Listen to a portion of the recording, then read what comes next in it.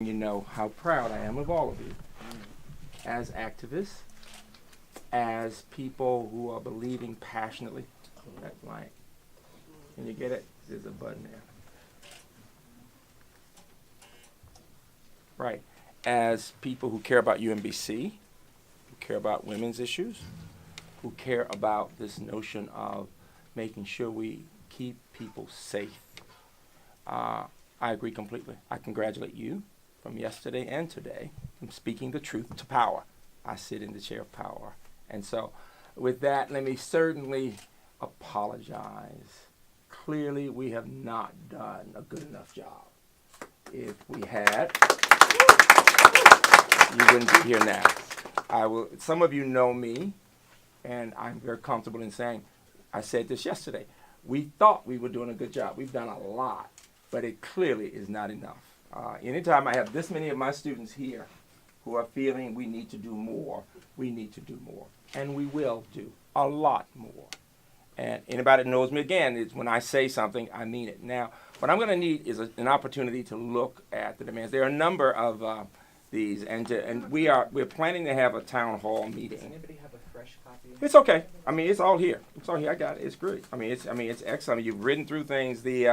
What I want you to hear me saying is this. We're in the middle of a legal suit. And those of you who are pre-law or who know anything about the law there are certain constraints.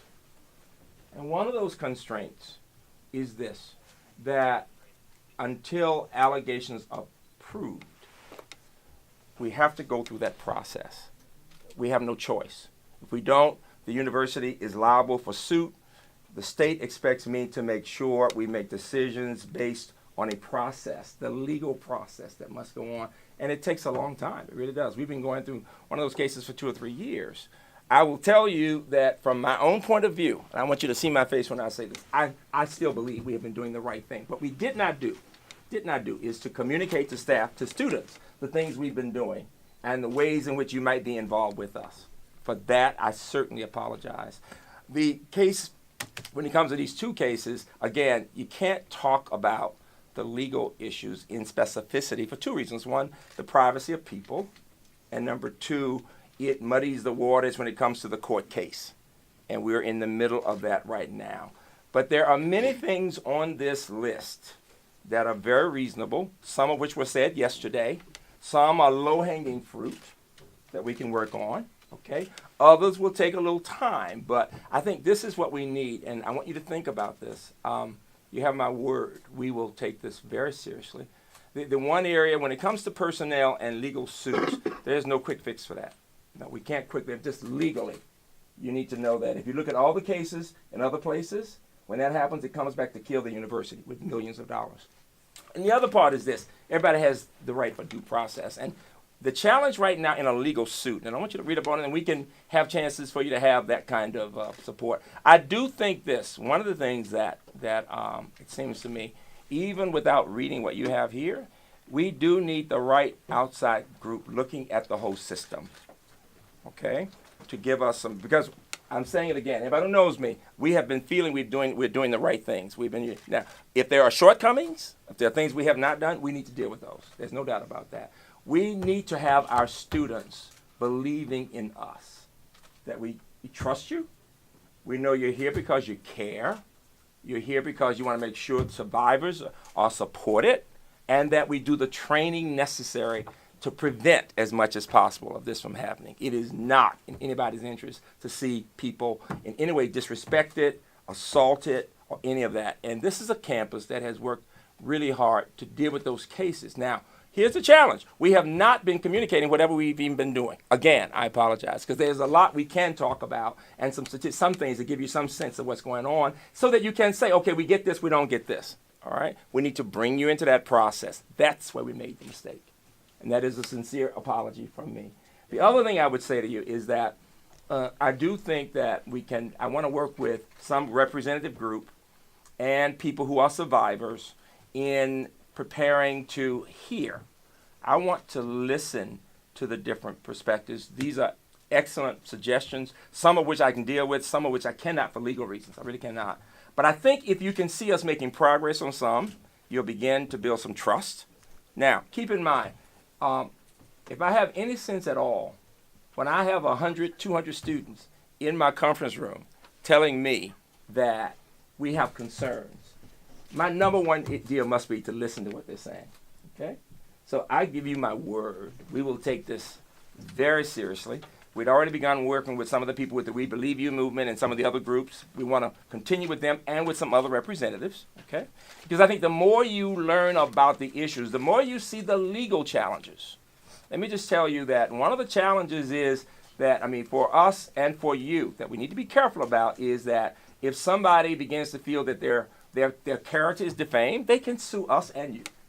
And we want to make sure, we want to protect. Oh. What's going on? Somebody's leaning against me. All right. Yeah. No. I wanted, when I heard that you were wanting to come here, I've been here now at UMBC 30 years. I've been president 25. I have never turned students away from my office, and I never will. Whether we are agreeing on something or not, I care about you. Every one of you.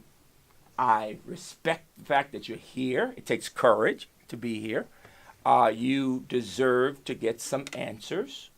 We will be working on that. We began some yesterday with some suggestions. Some of the things you said today were said yesterday. We've already begun on some of those. And I think the more you can see the progress and the sincerity. But the biggest thing of all that I think that I do commit to is that we're going to have some kind of external review so that everybody, because right now it's clear many people don't have trust in the process, okay?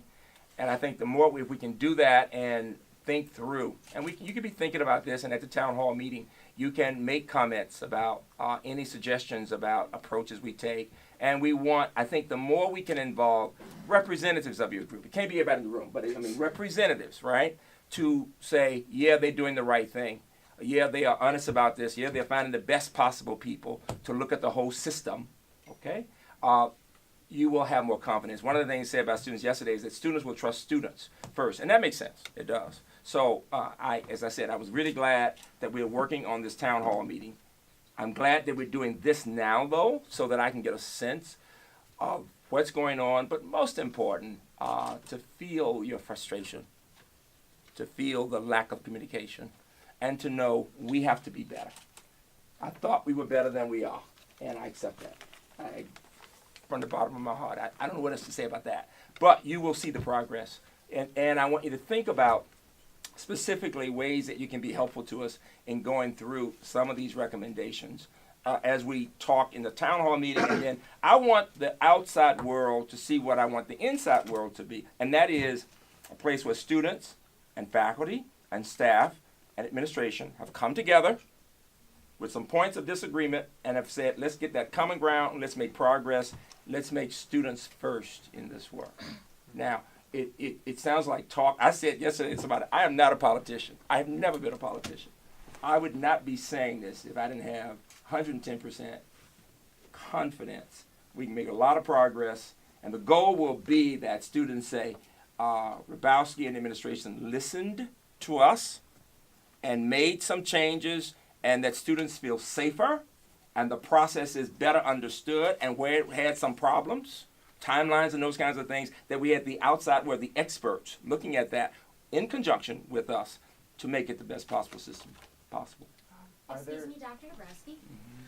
I graduated a year ago, and I'm here today as an independent reporter. Okay. You might remember before I graduated, Yes. I interviewed you on the phone about the concerns surrounding sexual assaults that were alleged on campus in 2014 and 2015. I remember that. Including one situation where a survivor was discouraged by UMBC police from pursuing criminal charges, and the police department told her that she was more likely to see justice through student judicial because there's a lower standard of evidence.